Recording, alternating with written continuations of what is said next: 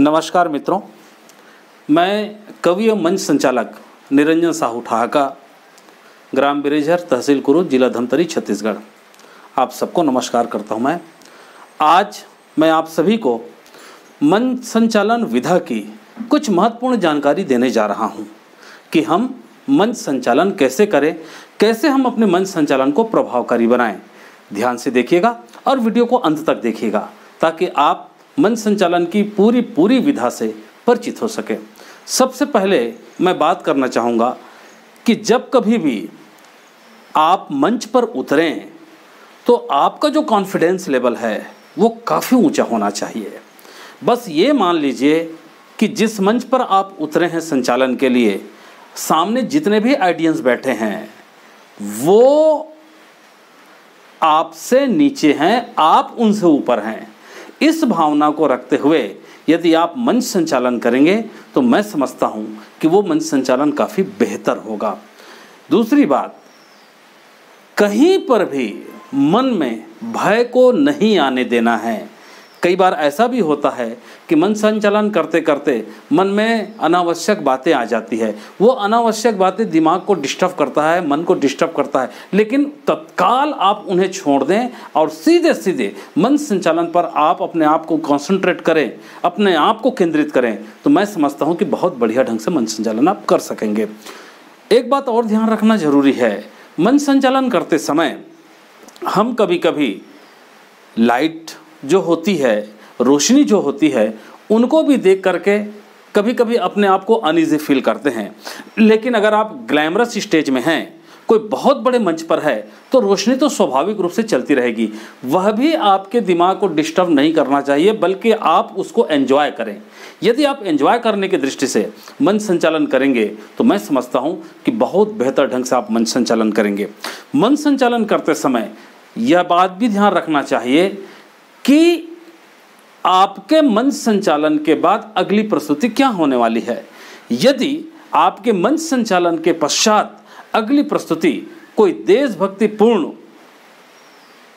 नृत्य का है या गीत का है, तो आपका मंच संचालन भी ओज से भरा होना चाहिए, जोश से भरा होना चाहिए। एक उदाहरण, यदि आप राष्ट्र प्रेम से भरे हुए प्रस्तुति के लिए मंच संचालन कर रहे हैं तो आप इस प्रकार के जोश भरा शेर बोल सकते हैं आप कि ऐ मादरे वतन तेरे एहसान तले दब कर तेरी गोदी में सिमट जाना चाहता हूं, कि सुनकर लंबा बया कुर्बानी का इस तिरंगे में लिपट जाना चाहता हूं, और एक ही अरमा मेरे दिल में, ऐ माँ मिट जाऊं तेरी यान पर, लेकिन मिटते मिटते भी मुख से वंदे मातरम गाना चाहता हूं, मिटते मिटते भी मुख से वंदे मातरम गाना चाहता हूं। इस प्रकार से जोश से भरा हुआ आप मंच संचालन कर सकते हैं।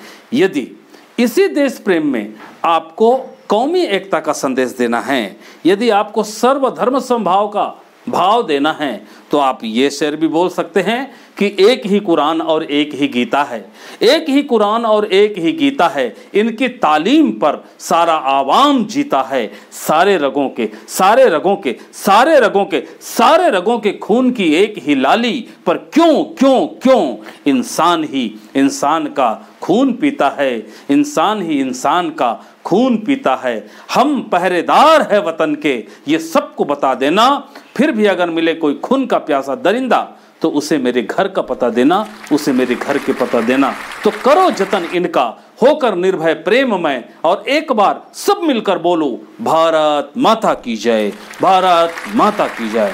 इस प्रकार से अगर आप देश प्रेम से भरे हुए विषय वस्तु को पूरे जोश से रखेंगे, पूरे ओज से रखेंगे, तो आपका मंच संचालन बहुत प्रभावकारी सिद्ध होगा। इसी प्रकार से यदि आपके मंच संचालन के बाद कोई श्रृंगारिक प्रस्तुति होने जा रहा है, कोई प्रेम की प्रस्तुति होने जा रहा है, कोई रीति की प्रस्तुति होने जा रही है, कोई रोमांटिक प्रेजेंटेशन होने जा रहा है, तो आप उसके पहले एक बहुत बढ़िया प्रेम की शायरी भी बना सकते हैं। ठीक वैसे जैसे एक नमूने के लिए मैं आपको बता रहा हूं कि गीत को गज़ल बना देते, आपके चेहरे को भी कवल बना देते। अरे एक बार हम पर यकीन करके तो देखो, आपके लिए भी हम खूबसूरत ताजमहल बना देते, खूबसूरत ताजमहल बना देते। अगर इस प्रकार के श्रृंगारिक शायरी अगर आप प्रस्तुत करते हैं और उसके बाद रोमांटिक गीत का प्रेजेंटेशन होता है, नृत्य का प्रेजेंटेशन होता है, तो ये प्रस्तुति भी काफ़ी प्रभावकारी होगी। तो मंच संचालन की विधा में इन बातों को ध्यान में रखते अगर हम संचालन करें तो वास्तव में मंच संचालन काफ़ी प्रभावकारी हो जाता है।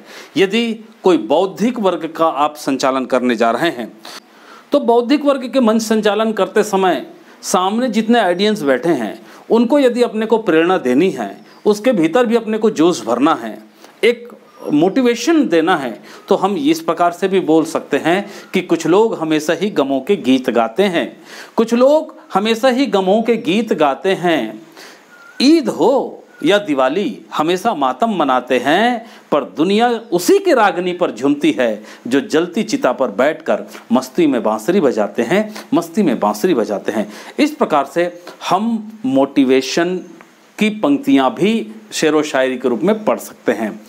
यदि किसी मंच पर सम्मान समारोह का कार्यक्रम है और सम्मान समारोह के कार्यक्रम में सर्वप्रथम हमको मेहमानों का अभिनंदन करना है, कलाकारों का अभिनंदन करना है, तो इस प्रकार से हम बोल सकते हैं कि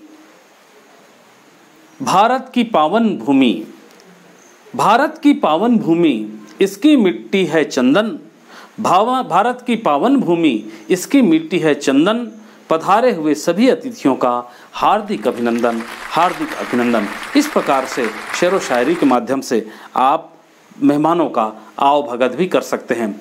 इसी प्रकार से यदि कलाकारों को सम्मान देना है तो कलाकारों को सम्मान देते समय हम ये भी बात अपने शायरी के माध्यम से कह सकते हैं कि सावन जब आता है तब फुहार आता है, सावन जब आता है तब फुहार आता है, बसंत जब आता है तब बहार आता है, लेकिन उस वक्त ठहर जाता है जब इस मंच पर आपके जैसे कलाकार आता है, आपके जैसे कलाकार आता है। इस प्रकार से आप कलाकारों को मान दे सकते हैं, सम्मान दे सकते हैं।